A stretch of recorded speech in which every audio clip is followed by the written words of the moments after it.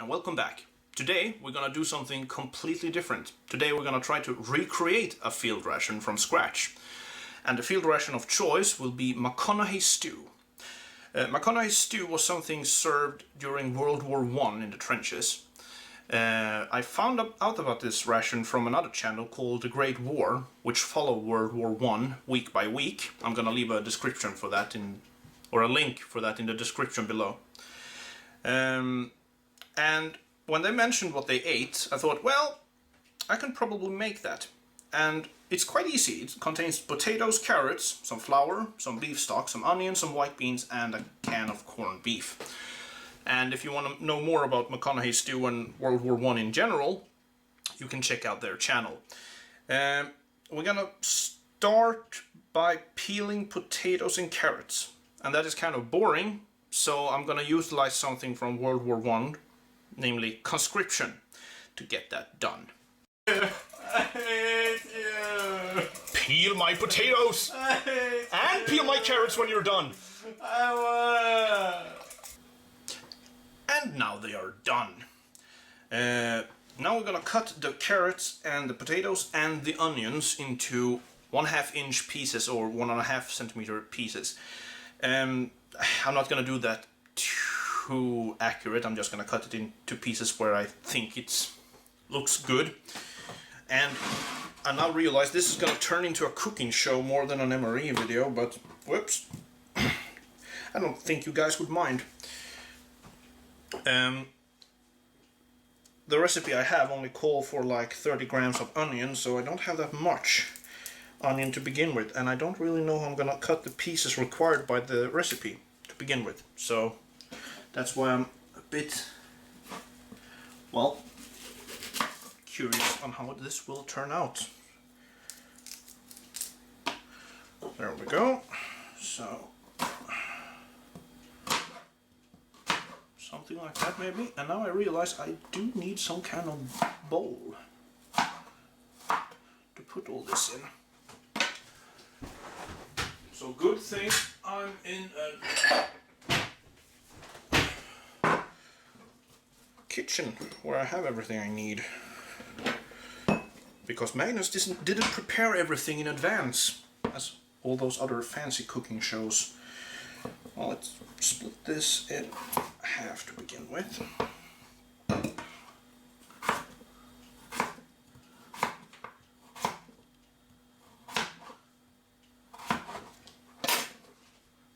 The thing is, everything is going to be cooked together, and I'm not really sure how that will turn out in the pot later, but, well, who knows.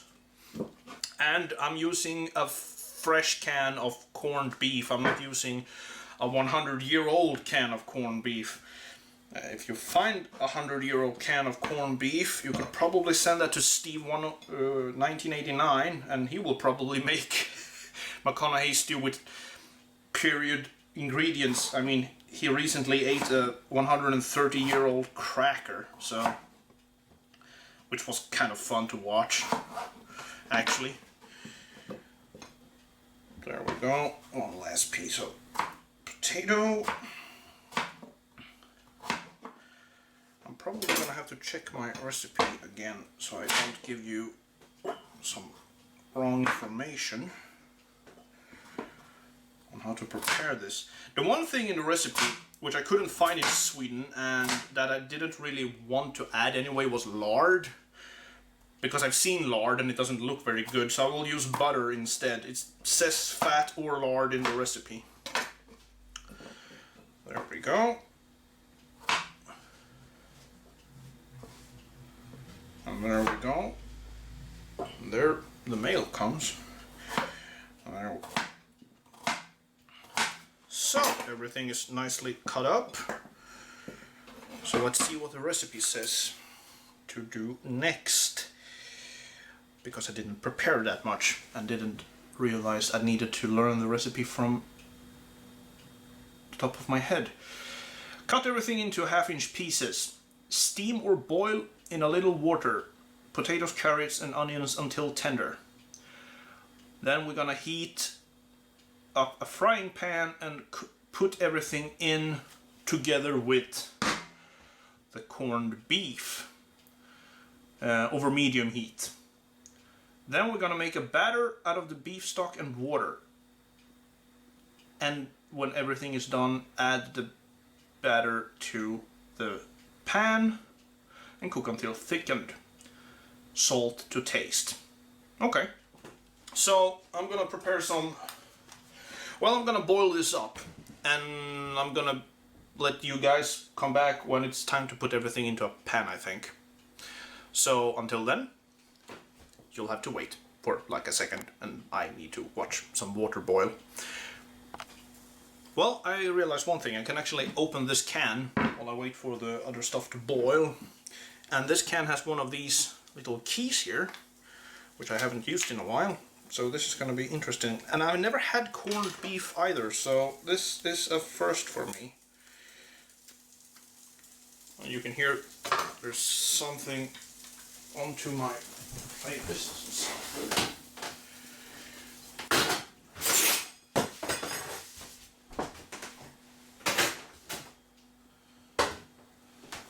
Sorry about that, was some residue on the plate, which I hopefully have removed now. So, put it in like this and start turning, I think.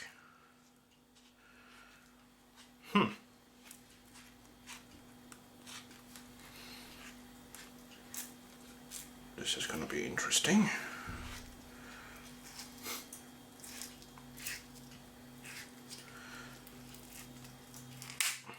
There we go.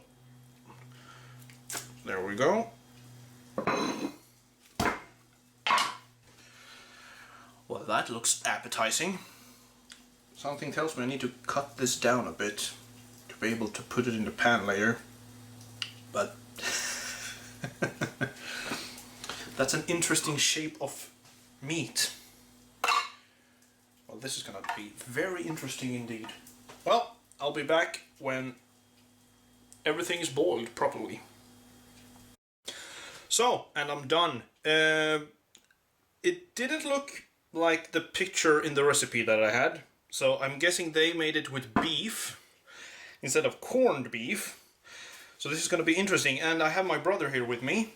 Hello. With his magic hands, and he's going to test this with me. So we have each a spoon. This doesn't look appetizing whatsoever. But Seen worse. have you seen worse than this? Yeah. When? School. How? Okay, to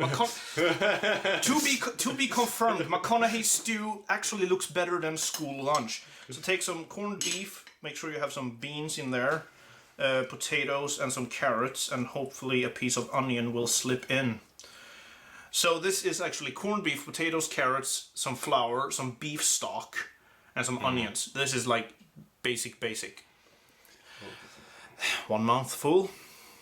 Cheers.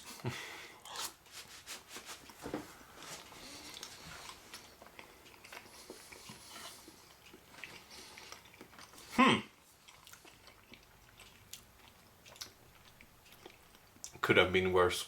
Could have been much worse.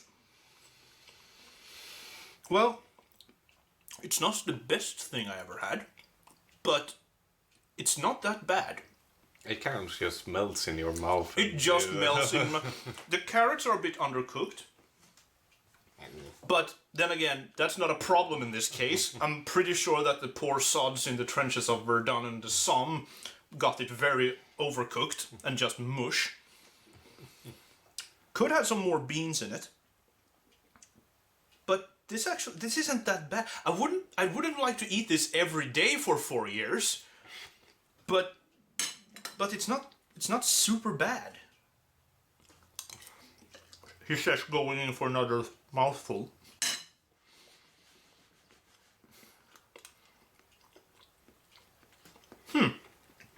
I think it would be better if you did this with beef instead of the corned beef, which I'm pretty sure they did in the recipe I was following. They actually used real beef.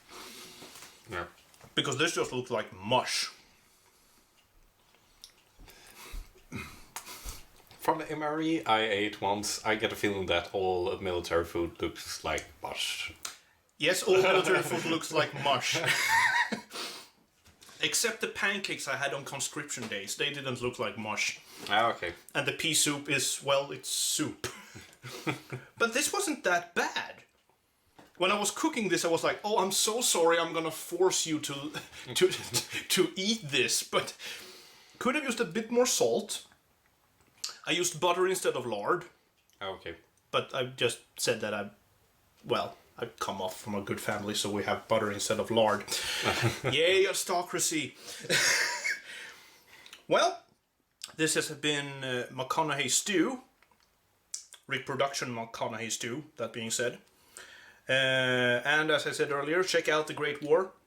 They make really good work in following World War I by week, and I've been stuck ever since I found them. Special thanks to Johannes, who put up with my antics and made a cameo in this appearance, in this video. And, well, I see you next time. And, well, you've been conscripted, and you know what's left? The dishes.